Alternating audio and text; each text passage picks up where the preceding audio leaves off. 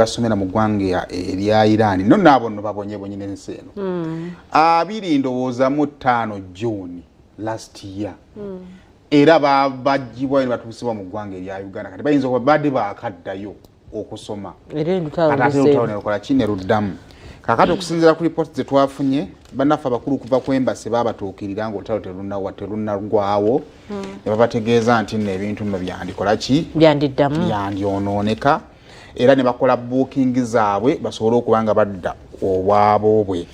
Wabula ebyembi baba tebannamala kulinnya ate olutalo ne lubalukawo okukakkananga ennyonyi okuva mu nsi ez'enjawulo bawanooka okuva mu Iran ngamba mukuddayo mu nsi zaabwe Abannayuganda embassy ya Uganda yabatuukirira. Okay.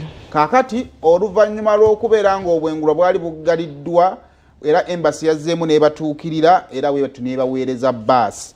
Kaakati abayizi Bannayuganda batenda olugendo lwa kilometers 9.5 mwe batambulidde mu bbaasi bokka nga tebalinaako nti ono musirikale oba ki.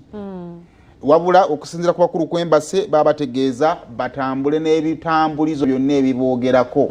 Era bwe batyo buli road block gye badde batuukako ng'eteereddwawo amagye g'abannaffe aba Iran babadde balina okweteekako ebiboogerako okwewozaako era bwe batyo ne batambula okuva mu kibuga Tehran ekya eggwanga erya Iran ekikulu paka bwe batuuse ku booda ya Turkey n'eggwanga erya Iran emanyiddwa nga Bazagan.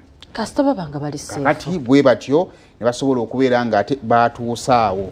Okusinziira ku ebyo ebiriwo awo bagenda kubanga ate bagenda okuggibwa abanamu abasatu okusobola okubeera nga ate mu kaseera akatuufu bakomezebwawo mu ggwanga erya Uganda. So bwe batyo Abannayuganda abadde mu ggwanga naddala bagenda okusoma.